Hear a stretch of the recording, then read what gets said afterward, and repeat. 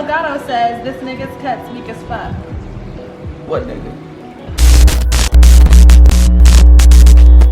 And that's the barber life. Like that comes with the territory, and it's just opinion, right? So there was times when I would kind of take things like that to heart. Yeah. You know, when I first started off, I'm like, oh, like you talking about me? Like why? You know, I might kind of feel it, but now it doesn't bother me at all. I know that there's that's an opinion, and you know, everybody's not my client, everybody's not my market, everybody ain't gonna be happy with my shit. You know what I mean? And that's the biggest thing that a barber could realize.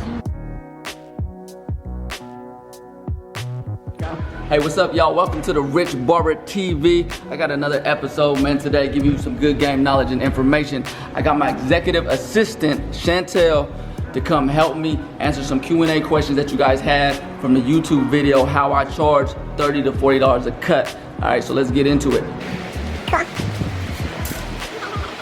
How you doing, Chuka? Good. Good. I was going to ask you some questions from our last video that we did. Okay. Video was pretty popular, right? Yeah, it was one of our most viewed videos for the Rich Barber TV. So, I wonder why. So why do you think that topic is so controversial, just charging that much for a cut?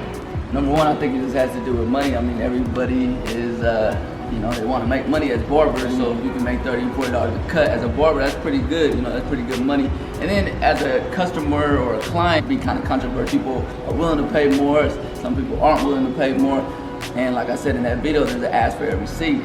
Okay, so there was quite a few questions, so I'll just go ahead and read some of the viewers' questions and see if you can give us an answer. That's what y'all was talking about. Okay, so our first question is from Stupid Fresh 305. Stupid Fresh. So he asked, so if they don't like your price, they don't value a good cut? Is that what you're saying? No, that's not it. I mean, you can't say, there could be someone that might not make too much money and want to improve their image and want to have a good cut, but just it doesn't work in their budget. See what I'm saying? So, and that's fair. And sometimes, you know, barbers might say, well, you know, I want to take care and make everybody happy. There's some people that can't afford to pay that, and I want to make sure they get a cut. That's cool. If that works for your business model, that's cool. They hear your prices and they say, well, the guy down the street charges way less, so I'm just going to go to him. So does that mean he'd rather get less good quality cut? I'm a true believer that you get what you pay for in life. Okay, but at the same time, like what's right for one person might not be right for the next. Not that they don't value a good cut, it's just like it might not work in their budget, you know, and they still could go get quality, but will they get like this level of expertise from this person that's charging a higher price? There's a reason why like the people that usually charge more in industries, in service industries, stuff like that, are sought out more because they're more of the higher experts and really dedicated more time to their craft. And they're the ones that are performing at a higher level. All value different things, and if the image ain't that high on the customer or client's value list, if it's lower, then they're not going to be willing to pay a higher price, and that's cool. And then a lot of fresh. It's a good question. So I mean, just in the comments, a lot of people were saying, I'm not paying that much for a cut. Like I think it just adds up to the budget, $40 a week, and so you have to come back. Like it's something that you have to keep up every 2 weeks. It is, but a lot of times, like people say, they're not willing to pay that much for a haircut. And as a barber, because I always want to give you guys value as barbers and tell you guys how you guys can win, how barbers can win in this industry. And as a barber, these are things we go through, right? We want to figure out how we price our services.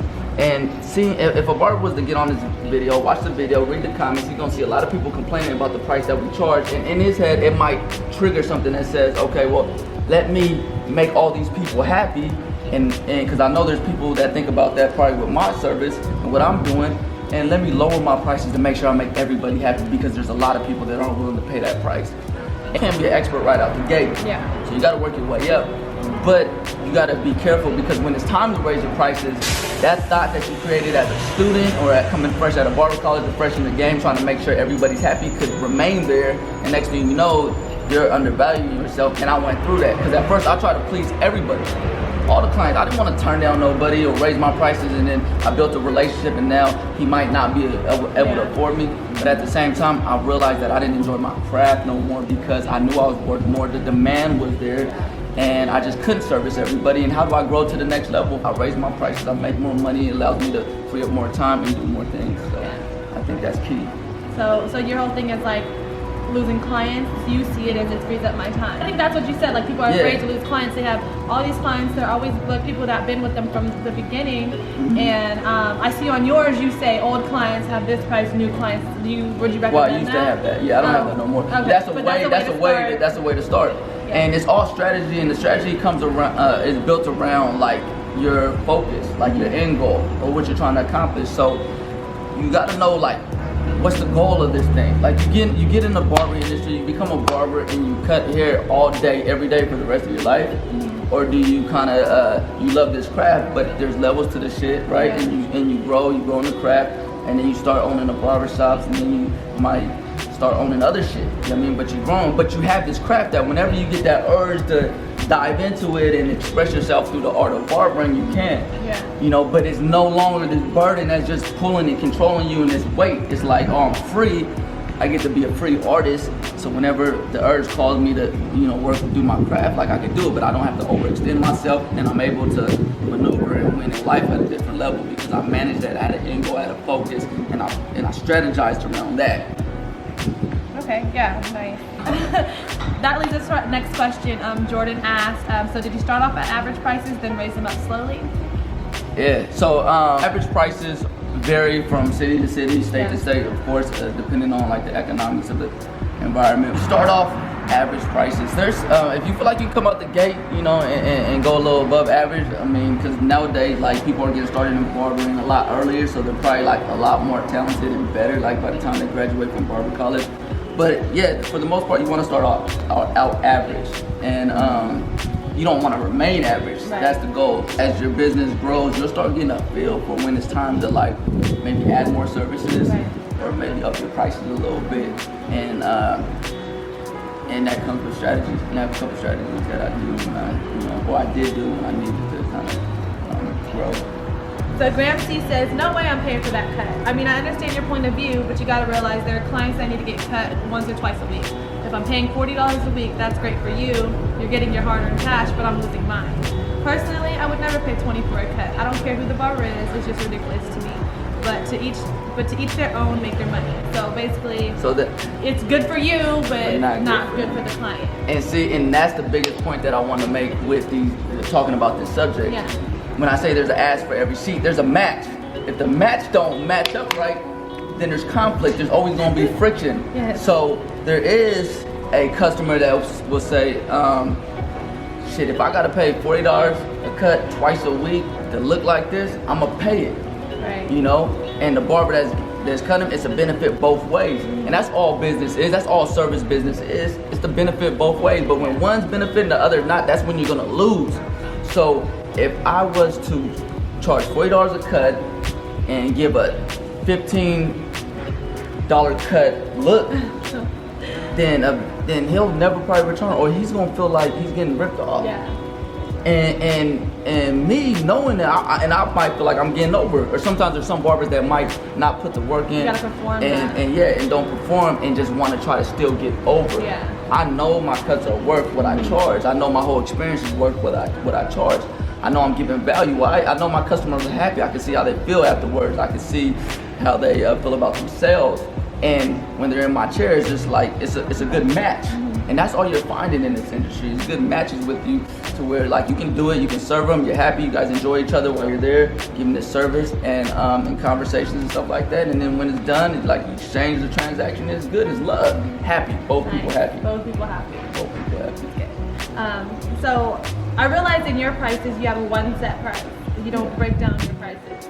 How did your customers react to that? They're like, I just want, a little bit off the top, and you gonna charge me this much? Like, when did you switch to that, and how are they reacting, and how's that working for you? So, it's kind of strategy, and the thing is, like, okay, I don't want people to start thinking like it's a selfish thing. I wanted to find my ideal customer, and there's nothing wrong with finding your ideal customer. Exactly. And if you want to line up, if you want to get a haircut and come get 2 lineups afterwards within that haircut time, it's not something I'm looking for because it kind of causes conflict in my schedule. And I just have one service, and then kids too. Like I'm not a big kid cutter. Like I don't promote or I don't want to cut kids. I'm not that I won't cut kids. I cut like my good friends, like their kids and stuff like that. But it's not something that I really, you know, want to do too much because what do me and the kid gonna talk about? Like, what's the conversation? There's no conversation, you know, it ain't move a lot. So $40, you know, parents kind of say, oh, that's too much for a kid. I'm like, it is. That's it, right?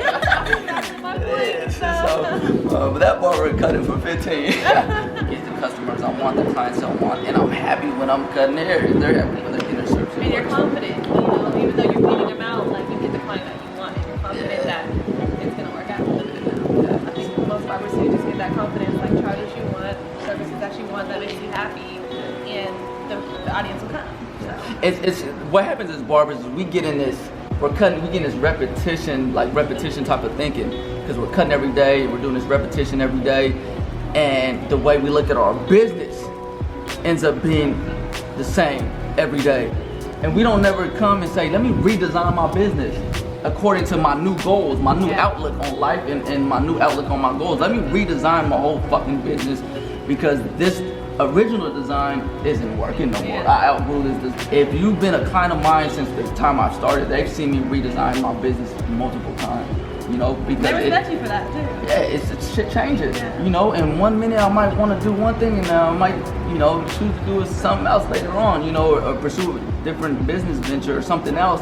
And I gotta adjust my life, my schedule, my business around that new goal. And I try to give more than just a haircut. I try to give an experience, and if there's anything I can do to like help them, whether it's like encouragement, motivation, or any type of like knowledge or books or something like that, and anything that they're pursuing, you know, I'm open to giving it. You know, so I stay in tune with my customers, my clients, so that I can help them whenever I see an opportunity. I know business isn't about you really, but your life is about you, and what you want to accomplish is about you. You got to make sure those match up with it.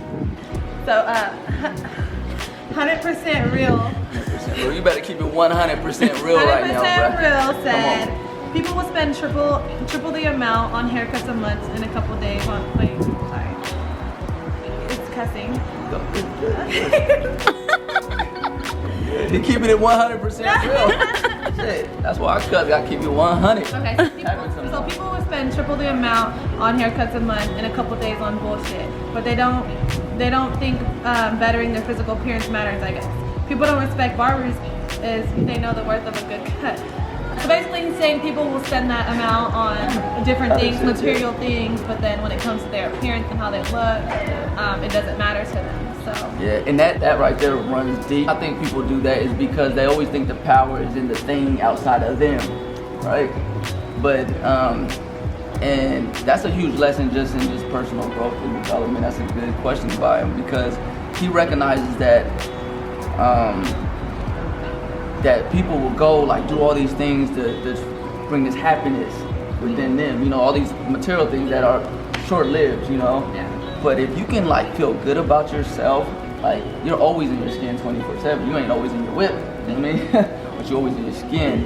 And those are the type of customers I want, clients I want. I want ones that aren't gonna go 2 months without seeing me getting a haircut and having their mustache growing over their lips and hair going down their neck. Like that's not, you know what I mean? So I want ones that, you know, they care about how they feel because that's how I am, and I connect with those type of people. You know. Alex Silva says, where I live it's $18 a cut.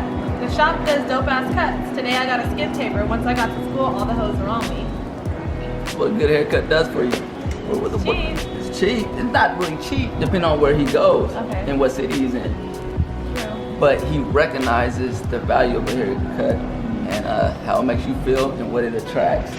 Yeah. So barbers are very important, and if we know the game, we can win the game. All right. Chuka the Barber, y'all been with me with another episode of the Richard Barber TV. Shout out to my executive assistant Chantel for coming through and asking me questions and helping me connect with y'all on a whole nother level. All right, don't be sliding in her DM, man. You can follow her at what's your Instagram? Blazing Shanny with 2 eyes. Don't forget to like, comment, subscribe, so we can stay connected. You know what I mean? And take this barber industry to a whole new level. Peace.